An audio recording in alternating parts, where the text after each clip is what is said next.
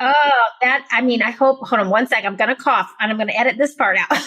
And I'm like, why am I coughing right now? But I got choked up. Okay.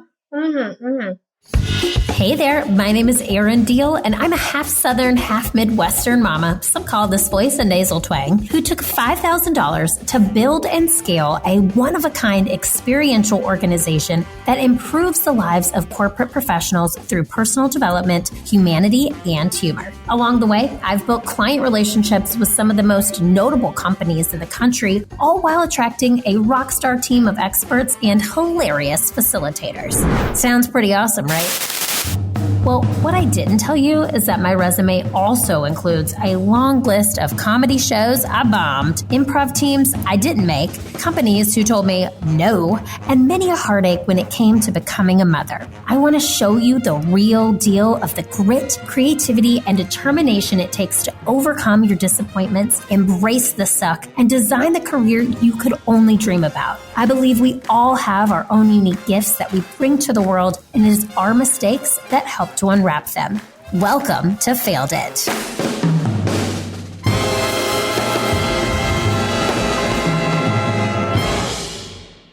Hey, Failed It fam, it's Erin here with your Failed It family member of the week. And today it is Tora D.O.M. The Well. I think I'm saying that right. Tora D.O.M. The Well. And Tora D.O.M. The Well writes, The Real Deal. That's funny because my last name is Deal.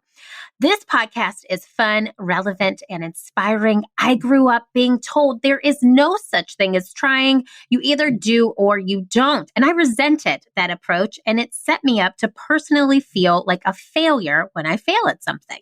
Now, that's a story I now reject. Erin reminds me of the value in the process of failing, reflecting, learning, and getting back up to try again. Thanks, Erin. Oh my God. This makes me so happy. Tora D.O.M. The Well. Oh my God. I used to feel the same way. That's why this show is here. I did feel like a failure when I failed. I sat in it. I literally felt the suck and made it overcome me emotionally, physically, all the things, mentally. That's why this show is here for you. So Tora D.O.M. The Well, send me an email at info@learntoimproveit.com. We are going to hook you up with an Improve You e-learning course. You can find a list of those on our website, learntoimproveit.com/online trainings. There's one of 10 sitting there waiting for you. And it is a 3-week course to help you improve things like leadership, thinking quickly on your feet, sales training. So Tora D.O.M. The Well, send me an email. We'll get you all set up. Failed It fam, if you feel so inclined, your review on iTunes specifically helps us tremendously. I sound like a broken record. I'm sick of saying it myself, but they mean so much. So if you can literally take 2 minutes of your day to go to your iTunes app, scroll to the show, scroll to the bottom, leave 5 stars, write a review. Oh my God, it would mean the world because it helps us bring more people to this show, helps us climb in the iTunes ratings so we can share more fails with the world. Thank you so much. Let's get to failing it, my fam. Awesome. Hello, Failed It family. Welcome to today's show. I am so thrilled to have today's guest. All right. So we've met one other time other than this, right? And I can promise you that you will feel so inspired and so in awe of how awesome our guest is today. Welcome to the show, Myles Berrio. Myles, welcome. So intro like that, you can like all these sound effects and things. I got some big shoes to fill, I guess. That's it. Da-da-da-da. Da-da-da. Yeah. So here you are. Oh my God. I'm thrilled to have you on the show today. Thank you so much. And I cannot wait for our Failed It family to hear how awesome you are. So we're going to get right into it. We're going to get right into failing it here. So, and just for our Failed It fam at home, I'm going to throw this out there. Normally, I record this in my closet, as you all know. And today we are recording because our audio has video components to it now. The website we use, Zencastr. So Myles and I are actually looking in each other's eyes, and this is a new experience for me. So I love it. This is fun. Human to human connection is fun. The way life should be intended. actually right. seeing each other. Exactly, in real life. But I'll take a Right. screen for now. I'll take a screen. Yes. So Yes. let me tell the Failed It fam about you, Myles, because you have such an interesting background. And I want to read your bio. Okay. So Myles Berrio is a published author, a renowned photographer, and real estate investor, having started his entrepreneurial journey in college to escape from working 3 jobs. Can't even, as a full-time student. Myles has learned the art of it's not about what happens to you, but what you do with what happens to you. So, having been the personal photographer for celebrities, the official photographer for commercial brands like Uber Eats, which is on speed dial on my phone. Okay, there isn't speed dial anymore, but it's a very used app, as well as Netflix, traveling the globe to countries like Belize, Malaysia, Singapore, Canada, and many more, generating $100,000 in 6 months investing in real estate during the COVID pandemic. Myles continues to endure through failures and setbacks as a new amputee from a drunk driving head-on collision. Myles is a father, a husband, mentor, and more importantly, a friend that encourages and empowers. Myles, welcome to the show. Thank you. When you hear that bio, yeah, it's kind of crazy to hear that. Yeah, what comes to mind for you? You know, what comes to mind to me is honestly really just staying humble. I think, my mentors would always tell me that you're some of the 5 people you spend the most time with or you hang around. And a lot of my friends, they live life to the fullest for sure. So when I hear that bio, it just reminds me of the importance of living life to the fullest because we really just never know when that last day is.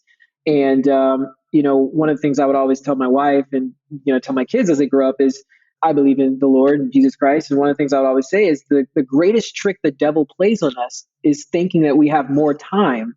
So a lot of times we procrastinate on a lot of things in our life, whether it's, wanting to publish a book, whether it's traveling, whether it's building a business, whether it's better relationship, whatever it is. And you just don't know when that day is. And we always just assume like, oh, I'll do it later, next day.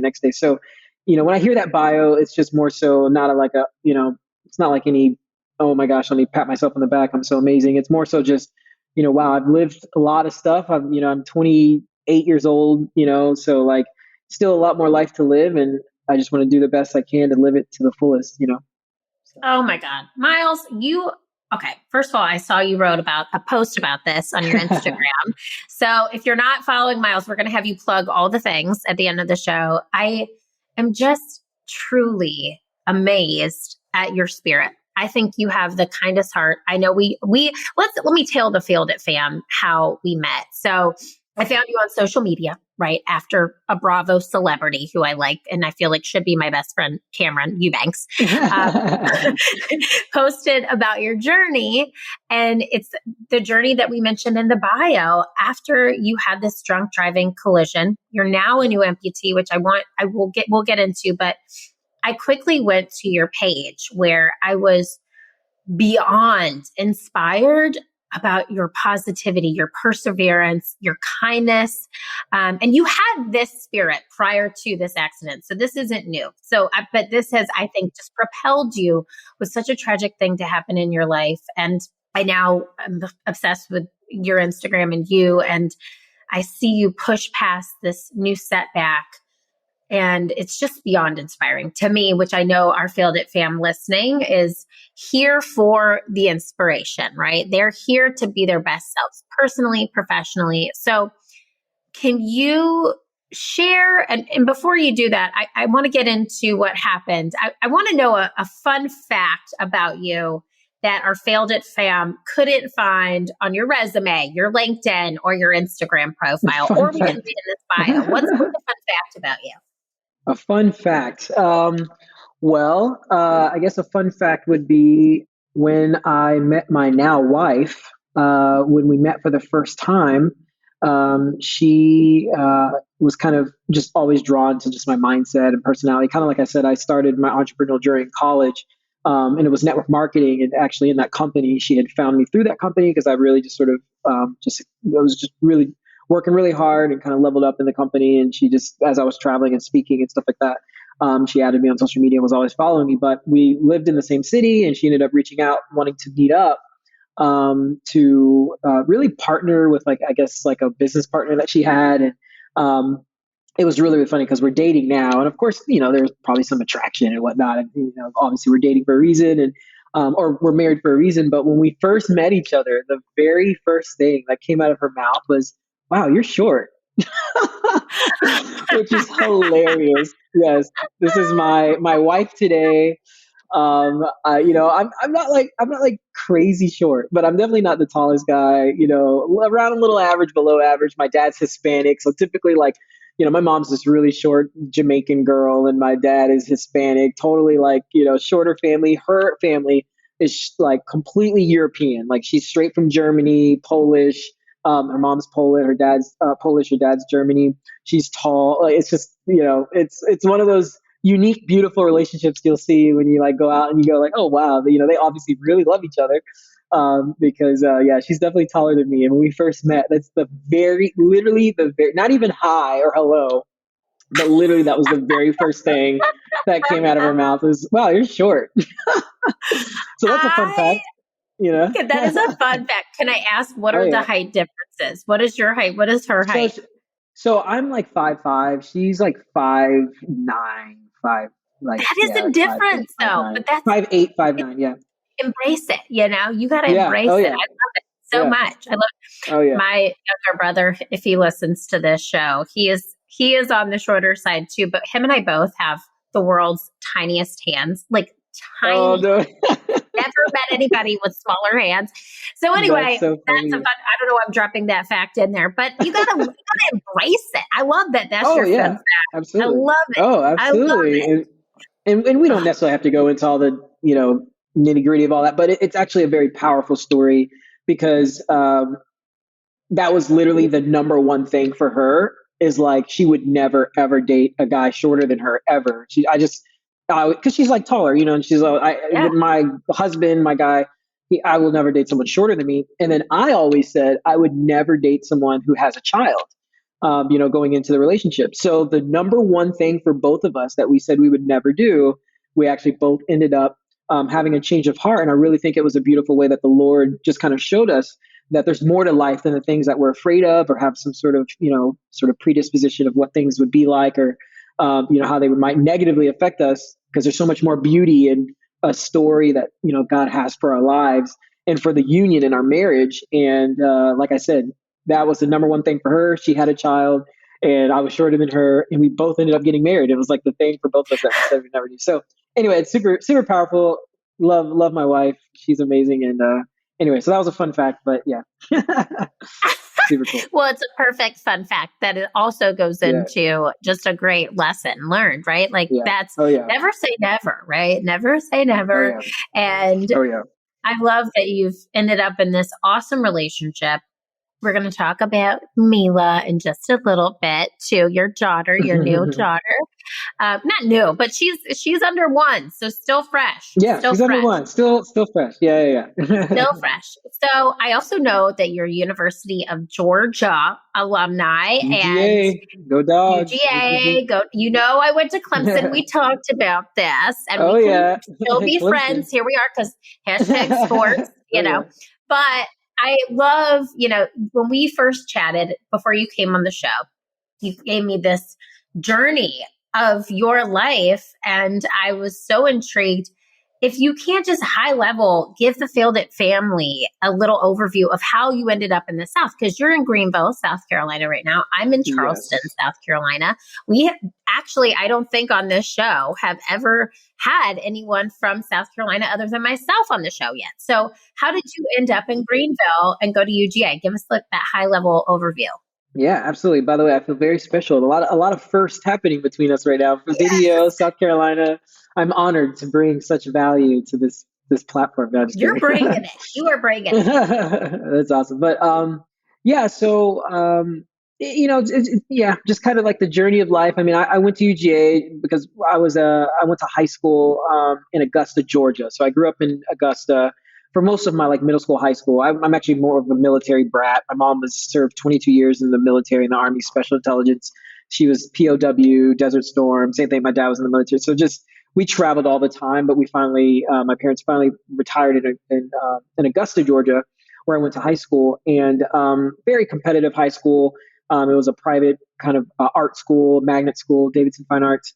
And, you know, being in Augusta, Georgia, or just being in Georgia, period, everyone kind of knows like the top, everyone's usually trying to get into Georgia Tech, UGA, or like Emory, if you're on that side of the medical, the side. So when I was in art, my high school didn't have any sports because it distracts from academics. It's so funny. Uh-huh. So our sports were like academic bowl and swim team and like chess club, and just very kind of like what someone might say nerdy academic, very academically focused. So we're all very we were all very super competitive and whatnot. So I was on a team, Model UN. So it's really like modeling like the United Nations. You're a delegate for a country, and just the whole experience. Model UN in high school, and the conferences would be held at were held at UGA, the University of Georgia, or at least the 2 years that I was doing it was held at UGA. So I was a delegate for a country. My first year was like, because your first year that you can do it is like your junior year, because you can do it junior and senior. So my first year was junior year.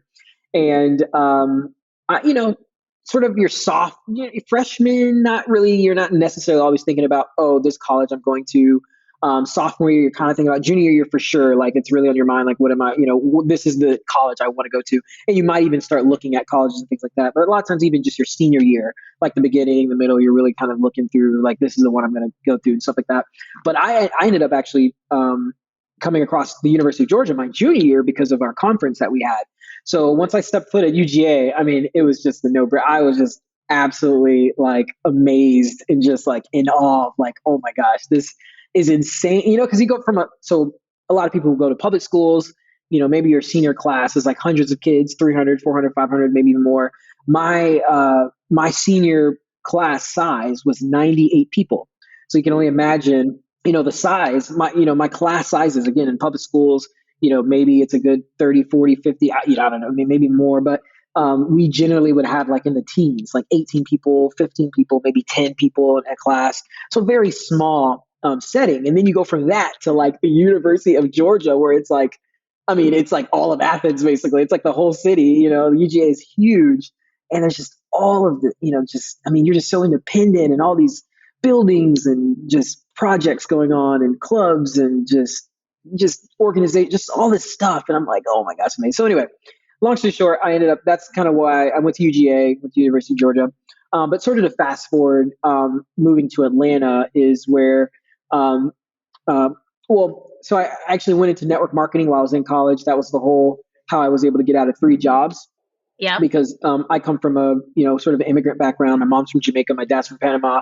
I'm sort of first generation from Panama, Caledonia, Panama. So my parents, they worked a lot, kind of the typical lower middle class, just working, struggling financially. So when I was in college, I pretty much had to pay for everything myself. So I picked up 3 jobs. I worked at the UJ golf course. I worked as a DA, a desk assistant for Russell Hall, and then I worked at Express Min, basically. Oh my God! So it was insane. Yeah, Express. I love Express. It was like a dream. It was honestly like a dream life because I loved golf and I could never afford to play golf. My parents, I didn't have like daddy's old golf clubs, or we never had money to just go on golf courses and play. So going to UGA, like anyone who goes to college, that there's all these classes and courses and experiences that you can have just being in college. And one of the classes you could take was golf. So I took golf, but of course it was only a class. I wanted to be able to play golf whenever. And of course, UGA has one of the, just a great golf course, great team there. So I applied to work at the golf course and ended up getting the job through a friend that I met in my golf class. So I was able to play golf whenever, at any time, as much as I wanted to. Obviously assuming when it was open, the golf course. But then working at Express, I love just, at that time dressing up and just looking, fresh and having my, having the style going on. So it was just super awesome. But the challenge is like, it was insane because I was a biology major, and just imagine, taking Gen Chem and biology and all your classes, and then having to get on a bus to, I would have to leave it's called a weed out class. Obviously we know about weed out classes. I would have to leave 20 minutes early from chemistry, Gen Chem, which is like a weed out class, to be able to get to the bus that would make it on time to get to Express, which was at the mall. Yep. And then, I would work the next day early in the morning, opening up the golf course, have my classes in the afternoon, and then later work at the desk. I mean, it was just insane, right? So I was starting to feel what we all kind of feel in that rat race of, if we're not really taught the concept of entrepreneurship, and not even entrepreneurship, because I know that word is a little overused, but the idea of being able to generate income rather than just earning a wage. The challenge with working an hourly wage, even something salary, is that it's capped. Right. There's only so much time in the day. So even if you're making $50 an hour, there's still only 24 hours in the day. And if you imagine, let's say someone's selling a product online, I mean, there's hundreds of millions, if not obviously billions of people that could, buy a product. So, I started to experience what it was like to where if I worked the job, even if I'm working hard and I'm doing great, I'm not making the income that I want. So what do? Well, let me go get another job. But then again, that job is designed to earn money by trading time. So now I'm losing more time. So I'm making maybe a little bit more money, but I have less time. So I need more money. So what do? I get a third job. So now you have even less time. You might be making slightly a little bit more money, but you start to realize how the trajectory of the income you're making compared to the time you're losing is just, probably not, probably not a beneficial experience. Yeah. When you're really wanting to, live life to the fullest and do other things. So that's where I came across network marketing.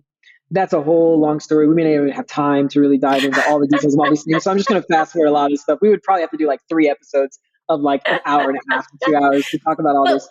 Can I stop you right there Yes, too? and please stop whatever, by the way. Yeah. No, what I really like is that obviously I'm an entrepreneur. We have a lot of people here who have entrepreneur hearts. Maybe they work in corporate America and have dreamed of going out and doing something like that on their own. And what you just said is you were trading time for money, where as an entrepreneur, you can make a lot of money in however much time you want, but based on the energy that you put in to what you do. So I think that's a really interesting philosophy to think about, because you worked 3 jobs at UGA, right? You're working these 3 jobs. You catapulted into this network marketing career. And then you've got into, I want to say, is the next thing that got you went into real estate, or has it been from network marketing? Where did you go?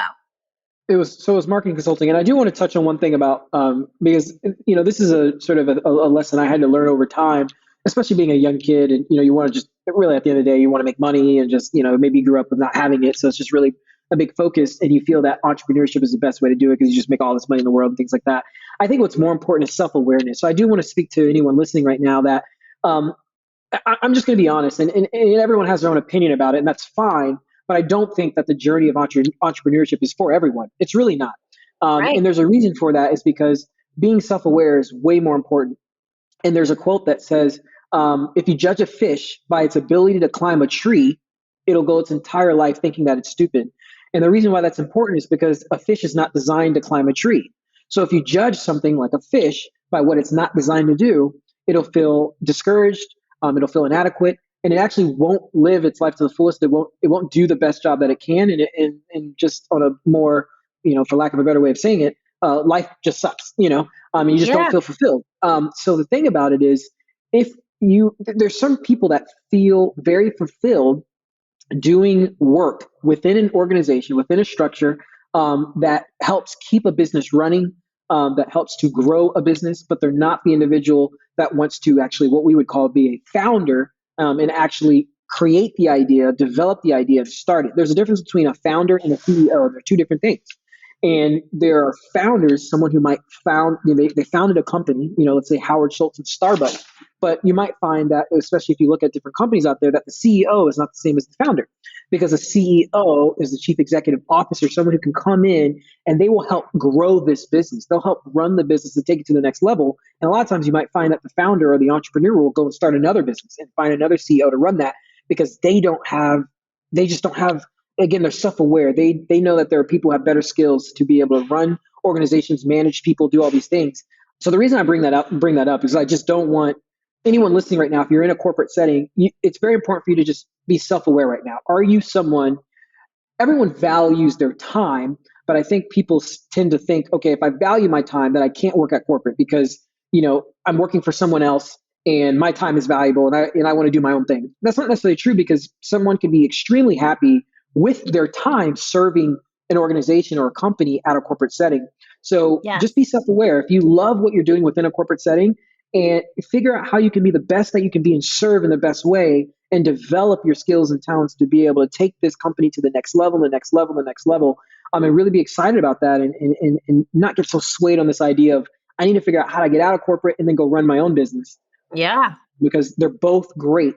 You just have to be self-aware and understand where you fall. So anyway, just wanted to throw that out there. No, I love that you added that, because I will say it too. I have one of my best friends, right? She left a corporate job, did something entrepreneurial, and realized that it wasn't for her, right? So she left that, and it's almost that same mentality of, if you're a fish, swim, right? If you don't try to climb the tree if that doesn't feel right to you. And I love that, because we're all wired differently. We're all in this space of let's be our best selves professionally. That's what this podcast is all about. It's taking these things that we hear that happen to people and saying, okay, you're successful. And I'm looking at you, Myles, you are successful, but you've had some setbacks and things in your life that, you've had to overcome. And that's really what that is all about, is recognizing, where do you find strength, running towards that strength, and then using these testimonies, if you will, the tests of the testimony to help other people. And that's what you mentioned with serving. I love that you said the word serving. Hey, Failed It fam. Want to hang out more? What's that 2 for? Okay. Did I jump in too soon? Sorry about that. Okay, now my cheeks are pink. Okay, what I'm saying is, I like you. And if you like me, then let's talk more than just once a week.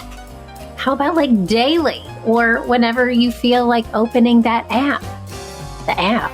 Yeah, that app. IG, the gram, Instagram.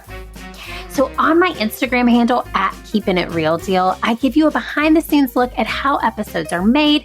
And every week we do IG lives with guests from the show. You can also follow at Learn to Improve It. That's Learn to Improve It for soft skill training tips and tricks for you and your team on things like vision setting, taking creative risks, virtual communication tips, and more. You can DM me directly on either of those handles to ask cues and to tell me what you want more of from this show. I literally read every single one, and it's where I hang out. So let's hang, y'all. So give at Keeping It Real Deal and at Learn to Improve It a follow on the gram, and give me a big fail yeah in the DMs when you do. I am so excited to hang and hear from you. Can we jump forward a little bit? Because I want to jump forward to the past 90-ish days of your life, because, oh my God, can you tell the Failed It family a little bit what happened to you? And what I really want to focus on here is where you receive your strength and your positive mentality. Yeah. Well, I'll first say, and I know I say a lot of these quotes and a lot of these phrases, but because, I think simplification is really important. So I like to just simplify things and just like one-liners a lot of times. So you'll probably hear a lot of quotes, but it's important. One thing I would say that I was taught as well is that if you fail to prepare in life, you're just preparing to fail. And the reason why I say that is because you're asking kind of, where did you get this sort of mindset and the spirit and the strength? Is it takes time to really develop that sort of attitude and that mindset. And really a practice. It's not something that we're born with, being able to just have the mindset that will allow you to endure through very difficult challenges. You have to practice the necessary responses, not reactions, but the responses, because a reaction is different than a response. If you think about chemistry and you think about chemicals, they react, right? There's not this sort of innate ability to pause and to really choose the right route of how you're going to go about something. And that is a skill in itself. So I'll just start with that by saying, it's really important for us to practice responding to situations well, starting now, doing that over and over and over as much as we can. So where that spirit and where that energy came from, just throughout my entire journey, all the way through high school, all the way through college, just things that happened, where I learned through personal development, which I'll say would be the biggest thing before really getting into scripture and really understanding that Jesus is really what carves the way I live my life out. Because there's just a way of life that I think is very valuable. Whether someone's a believer in Jesus or not, the important thing is that we're called, if you're a believer, to live a certain way that really it brings great fruit. I mean, if you just look at it, I mean, the number one command is to love thy neighbor and to love God with all their heart. So whether you believe in God or not, or really believe in Jesus or not, if we actually all just abided by that sort of mentality, I mean, life would be so much better, wouldn't it? I mean, if you think about my accident, I was hit by a drunk driver head on. And I'm not judging this woman. I don't know anything about this woman, but let's just be honest. Her drinking and then driving, is that loving her neighbor, or is that putting her neighbor in danger? Right? If you love thy neighbor and you love God, there's just things you're not going to do that will avoid these situations happening, like kind of where I'm at right now with this injury. So anyway, I think when I was in college, but when I was in college and I got into network marketing, we would always we'd always teach and train that your level of success is equal to your level of mindset in terms of how you get through a difficult challenge, how you can endure, how you can solve problems. And all of that takes development, which what we tend to call, as we all know, is personal development. So that means the books and the people and the audios that we read, Tony Robbins, Jim Rohn, John C. Maxwell, Darren Hardy, Les Brown. I mean, I can go on and on and on because you're naming my favorites right there. Oh man, Compound Effect changed my Compound life. Effect, yes. Darren Hardy, Compound Effect. Like, I mean, I know this stuff in the back of my head because even when I was 19, 20, 21, 22, I mean, I would be in the shower listening, on my phone with this audio of Darren Hardy, or when I'm going to bed, I have Les Brown going in my ears, or when I'm driving and I'm, going to meetings or doing sales or going to the gym, instead of listening to music, I'm, listening to, Jim Rohn, and the seasons of life, just really developing the mindset that allows you to win in life. So anyway, to answer your question, yes, this incident did happen, but like you kind of alluded to earlier in the podcast, is that, you really kind of felt I had this mindset before the accident, which is true. Again, you want to prepare because if you don't, then you're going to, you're literally, you're preparing to fail. If you fail to prepare, because we all don't know when a life-threatening, life-changing experience can happen. And trust me, you don't want to wait. I always like to say, you don't want to wait until the ambulance for you to really start to rechange your life. A lot of times people will eat like, eat like crap, basically, for lack of a better way of explaining it, and not really take care of their body. And then when it gets to where they're in an ambulance and they're headed to the hospital, you'll find that a lot of times people change their diet and change their life. You don't have to wait. You don't have to wait for the sirens. You don't have to wait for the ambulance, to really prepare, to be able to have the right mindset to get through challenges. Because like Jim Rohn says, we all will feel the wind of, we all feel the wind of regret, the wind of suffer, the wind of pain. He talks about the sailboats, that we're all these sailboats. And, that's where I get that quote that it doesn't matter what happens to you. It matters about what you do with what happens to you. Why? Not because it doesn't matter, because it just, it's irrelevant and, it's frivolous. But the point is, what happens to us happens to everybody. We all feel pain. We all feel struggle. We all feel, so what we're feeling, what happens to us, that's not the issue, because we're all going to feel the wind. We're all going to feel the wind of pain and suffering and regret. Everybody, we're all human beings. So what's important is what we do, how we respond to those things, right? That's really important. And Myles, I want to share, I'm going to tag some of these books that you mentioned in the show notes to our Failed It family. Okay. And then I also want to just pinpoint something that you said too, which I think is very valuable. Don't wait, before the ambulance. Don't wait for, you have to go to the hospital and your diet needs to change. The fact that you had this mentality, the fact that you had been a strong person, not only mentally, but physically prior to this accident. And I'm seeing photos of you, and you just told me before we hit record that you were in the gym. Okay. Yes. People who, have not worked out in months should listen to this. Myles has been given this opportunity to use this accident as a platform. And I think that is in itself right there such a blessing that you were given this soul of Myles to teach the world before you even knew exactly how you were going to teach. Yeah, that's good. I'm going to cry now. Because I'm like, you are, if you go on and this is how I found you, through social media, which is a blessing and a curse, but I'm so glad it's led me to some of the coolest people I've ever met in my entire life, which you're now included in that. If you go on his social, you can see pictures of Myles in the gym. You are now an amputee, correct?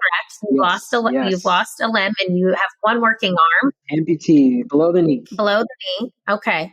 And this might be a little scary. I don't mean to interrupt you, but I don't know if you can really even see my other arm. That's how horrible. Gosh. Oh yeah. That's a bunch of muscle actually torn out of the arm. And then these fingers, you can't really move them. They're stiff. So anyway, that's a part of my life. Yeah. That's a part of your life. And if anybody, this isn't going to be, the whole thing isn't going to be on video, but we are on video, as we mentioned earlier in the show. And Myles, I just got to say, you are a freaking rock star. You really are. You are. And you are given this, nobody wants to go through what you've been through. You have been through some horrible, horrible things in the past few months. And I want to just say that the perseverance, the positivity, the mentality that you give all of us is a light. Please continue to shine it. Like, I'm just filled with, I laugh and cry on this show all the dang time. Yeah. So right now I'm crying. And I just think that you are a beautiful soul, and that you and your story, you're still walking through, and you're still gliding through this journey of like pain, suffering, perseverance. You're still gaining strength. You're still figuring out the next step, and you're talking. I've said this to you. I think, I like to say, like, a lot of what we do on this show is talk up through our scars. And right now you're talking literally through the open wound. Like, you are still healing. And you're here healing with us and sharing that with the world. And you're sharing it on your social media so people can support you, but also people can look to you as a leader, as someone who is giving the world the opportunity to see the good in it. Because what you're doing, you have this situation, you had what we like to call a failed at experience, essentially, and you're not the failure here. It's life threw you a curveball, and you are taking that and you are running with you are giving us this beautiful platform to know that we can persevere. If you can persevere through this, you can persevere through it. No, I love that. And I love that because, especially with this accident happening and then just other things in my life, I've been interviewed on podcasts or shows or just different things, and definitely questions, that are typically asked in general is like, what kind of failures, have you had, and, what kind of lessons have you learned and things like that. I'm very particular about words because words really, really affect how you perceive things. And obviously, being a believer, we know that the Bible's even called the Word of God. And it's really important to understand too. And by the way, this is not to obviously we all understand what you're, trying to bring out. And there's only certain ways you can describe things. So using the word failure obviously allows us to understand where you're trying to go in that direction. But I'm just saying, in my mind, I don't ever see anything as a failure. And we have to all understand two things that I want to say right now is, number one, you might be hearing me and listening to me and just like, man, this guy, the way he sounds, his articulation, his mindset. And you might already slowly be pulling away yourself, just thinking, I can't be that person. I'm not as cool. I'm not as unique. And that's where we have to stop. Number one is, I love that you're like, man, Myles, you are so awesome, because people need to learn how to believe that in themselves. And I just don't think enough people really believe that they are awesome. And you don't have to go through such traumatic situations to bring light to people in this world and to really guide people to a better place. Because what else do we have? I mean, we all are going through life is hard. It really is. And which is actually one of the reasons why it helps me go through my situation, because I'm not going to lie. Yeah, it is pretty tough. I mean, I'll even give you, if you want to kind of call it a failed experience that I don't really share on social media that most people may not know, is even just my daughter. I was super bummed being in the hospital, not being able to see my daughter because of COVID and the accident. And I just couldn't see her for over a month and a half. I mean, I just had a baby and I couldn't see her. So I was super stoked to get home. But check this out. I got home and it actually ended up being worse than when I was in the hospital, not seeing her at all. But because of my injuries, she's now right in front of me. She's literally right in front of me, and we actually have to keep her away. Even still to this day, a lot of times we have to pull her because she's a baby and she can grab really tight. She doesn't know what she's doing. She can kind of, scratch, smack. And of course, I'd be bleeding all over the place. So it's unfortunate. Sure. I really can't pick my daughter up like I would love to as a husband, as a father. I can't really grab her. So it's actually even harder being home. But where I'm getting this is, there's a quote that says, you only fail when you give up. And it really is true. That's not just a motivational like, oh yeah, no. It's really true, because anything that happens to you that's somewhat either of a setback or a challenge or some sort of mountain to climb, you only fail when you stop and you give up, because the journey to success is getting through all of those things, getting over the hump, being a problem solver. Because if you even, some of you guys might be visual learners. If you think about a mountain and you're at the bottom of this mountain and there's some reward at the top, if you just stay at the bottom, of course you failed. You're never going to you didn't get to the top. So, of course that's failure. You just stop, you just give up, and you just stay at the bottom. So nothing happens. But if you look at that mountain, it's not a failure, because it may take a lot of effort. It may take a lot of work. It may take a lot of time. It may be hard and sweaty and crying and bloody and all these things. But your progression, as hard as it is, you might even get close and then fall back down a little bit more and then get more and just get further, but you will finally get to that top. And that's what life is all about. Failure is just when you stop. And that's where my mindset really has helped me through this, is that, I got hit with a drunk driver head on. And, I realize as I look around the world, there's really not a lot of people. You're a very unique person when you have a, prosthetic leg and, you go through an amputation. It's like, because most people, they're not walking around with amputations and limbs losses and things like that. So it's a very difficult situation and traumatic thing that people experience. Not a lot of people experience that, but there are a lot of difficulties and things that people experience. I mean, this might be a little bit on the negative, kind of on the dreary side, but it's true. I could have very well been born in Uganda or something and had my mom, slashed to death with a machete, and my dad killed and my siblings killed and me even beaten to death and all types of horrific things. And I'm trying to run away from militia and small, life is hard everywhere around the world. So what I realize is that my battle might be a little bit more physical, might be a little bit more visual to people that they can see right away. And it's not to diminish what you go through or what I'm even going through, because it's hard. But the reality is everybody's fighting a battle. And that's the second thing I was going to get into. Once you realize that everyone's fighting some kind of battle, you are awesome because you're still here and you're winning and you're pushing through, because it's when you stop that you actually give up. The second thing is, I just really feel like it's our duty to encourage and empower other people through theirs. And I'm not doing this so I could be some influencer and just use my platform to be cool and all these things. I just understand, number one, like I said, everybody's fighting a battle. And then number two, what else do we have? If we're all struggling and fighting and pushing through things, because life is hard and there's a lot of beautiful, amazing moments in life. It's great. But when you wake up and you have, all the money you want in the bank account and you could travel all over the world and, you have a great relationship, all these things are great. That's great and all. But the reality is you're going to get punched in the face at some point. Yeah. And the reality is when that happens, that's where the real work takes place, because, it's easy to have fun, but it's a lot harder to push through and to endure. And if we can teach each other how to do that, I mean, it makes our community, it makes our world a much better place, less depression, less people, blaming others and fighting, the other person for this. And what you just take your own responsibility, you go, I can win. I'm awesome. I can make this happen. I'm going to teach other people how to do this as well. That's it, Myles. And that's what failed. And when I say the word failed, I want to talk to this too. I'm the founder of a company, Improve It. We use improv comedy to train on soft skills. And so one awesome. of the which I know you've done a little bit of. So cool. But it's essentially the biggest rule of improv is there are no mistakes, only gifts. Yes. So that's what this whole show is about, is looking at these obstacles in your path. And you're literally, if I could just say, failed it. Like, you are taking this obstacle and you are just allowing that obstacle to guide your path forward. And you're sharing that path with others to let us feel less alone and journeys. Like you said, there's people who are all struggling in some way, shape, or form.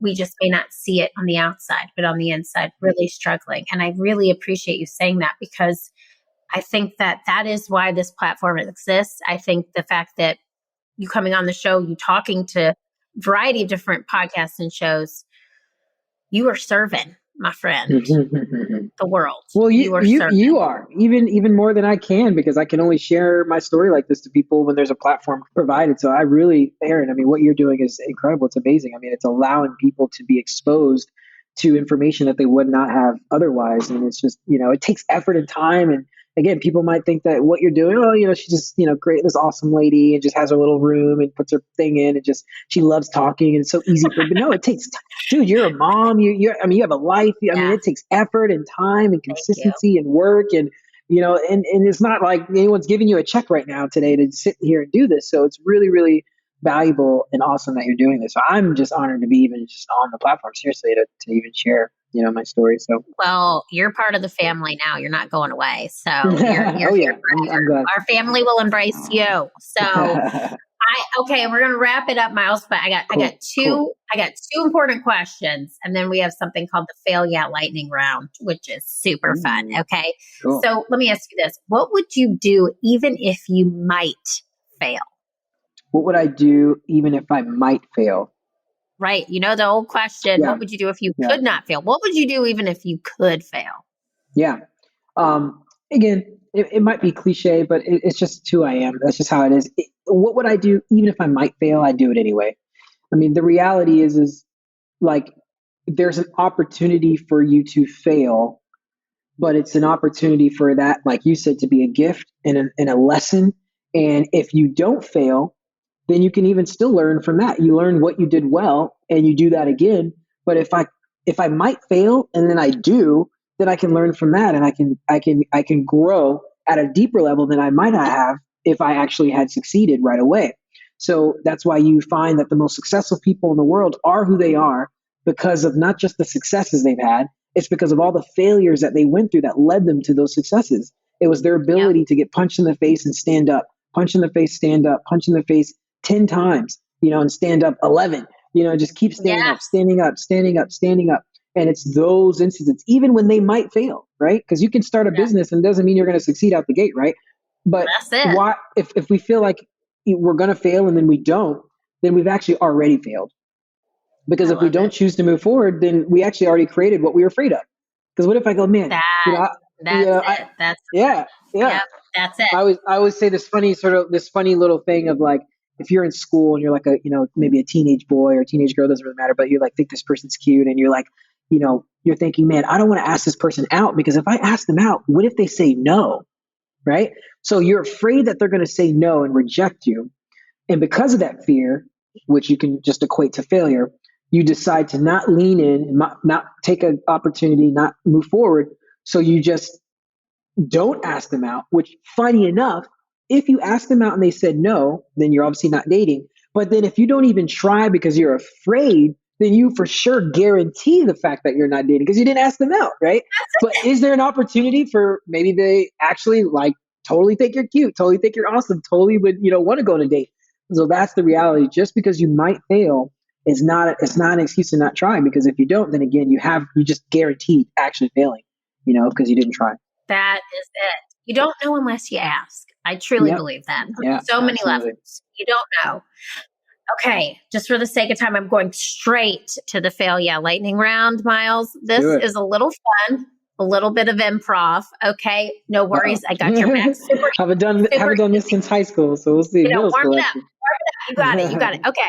So I'm going to ask you a series of questions, and you have to respond as fast as you can, but only with one-word answers. And if you say more than one word, I'm going to give you a big fail yeah, just like that. Like a weird fail yeah. Okay, Myles, are you ready for the Fail Yeah Lightning Round? This is awesome. I feel like I'm on a game show. Absolutely. Let's do it. All right. My voice changes when I do this. So here, are you ready? No, okay, here we go. One word to describe your early career. Passionate. One word to describe where you're currently at in your career. Determined. Yeah. One word to describe your future self. Grateful. One word to describe your favorite boss. Heartwarming, whatever. Yeah, that Okay. word for heartwarming. That's one word. I'll Heartwarming. give it to you. Yeah. Okay. All right. What's one word to describe your least favorite boss? Entitled. Ooh. One word to describe your role as a dad. Mentor. Ooh. One word to describe your mindset. Powerful. Yes, it is. And one word to describe this interview. Incredible. Take it, Myles. Did I win? Did I win? What do I win? What do I win? You win the Fail Yeah lightning round, and pride. So you did awesome. Cool. And I want to say, first of all, where can the Failed It fam find you? Give them all the social links so they can link up to you, and we'll put them all in the show notes. Tell them where they can find you. Yeah, my life is totally simplified now that I'm like in rehab. I used to have like my website and all this stuff. I honestly now just connect to people through Instagram. So you can find me through Instagram, just Myles.Berrio on Instagram, and I'm very active on it and will respond, and very easy to connect with me through there. So yes, he is. I will verify. That's how this interview went down. It was through a voice message in your DMs. So connect with him. He is so powerful. He will make your day every day with his posts. You are a light, Myles. So first of all, I want to just that's awesome. Tell you how lucky I feel to have had the chance to chat with you, and just your journey is And I want to say, like, overall, you have taught me some things and given us some valuable words of wisdom when it comes to failure. And it's not only going to make us better, but it's going to make the world better. So thank you so much. I'm now lucky to call you my friend, because guess what? You're part of the Failed It family forever. Absolutely. And I want you to know myself and the Failed It family are rooting for you always. Oh, thank you. Well, I'm rooting for this whole family, company, brand, organization, everything, all of this that you got going on. It's super awesome. And it's already winning, but totally praying for a multiplication of just magnitude and blessing. So also, I want to do something crazy that I probably I've done maybe once in the past, but it's actually been pretty beneficial, because I think sometimes people aren't as active on social media. It depends on the age demographic of the market, and then some people just are not whatever. So it's up to you if it's okay. I actually want to give my number for people to just directly contact me, because I've realized when I did it before, it was really powerful. There were people that were just I did an interview on real estate actually because of that. Remember I said that $100,000 in 6 months? Like, it was really crazy. And I was interviewed on like multiple real estate podcasts, and I ended up doing that. And just amazing people that were they just needed like someone to really, it's just easier to just text me. And I just, I just got connected to some awesome people. So anyway, I would love to just, if there's anyone here that's just like, I want to talk to Myles, I want to reach out to him. Drop it. And we'll put it in the show notes. Heck yeah. Yeah. So 706-814-2821 is my number. So guys, seriously, I am a very open book, super comfortable with talking to anyone. Shoot me a text if you're just like, man, I really want to connect with this person. I'm going through this, or like, man, I really resonated with that. And, you just want to chat, just hit me up, and definitely get to you as quickly as I can. So he is a light. If you need some light in your life, send him a text. Myles, thank you so much for being here. Thank you. Absolutely. And to the Failed It fam, fail yeah. Fail yeah. I love that. Hey friends, thanks for tuning in to Failed It. I'm so happy you're along for the ride. And if you enjoyed today's show, head on over to iTunes to rate and subscribe so you never miss an episode. New episodes drop every Wednesday. I'll see you next week, but want to leave you with this thought. What will you fail at today, and how will that help your future successful self? Think about it. I'm proud of you, and you are totally failing it. See you next time.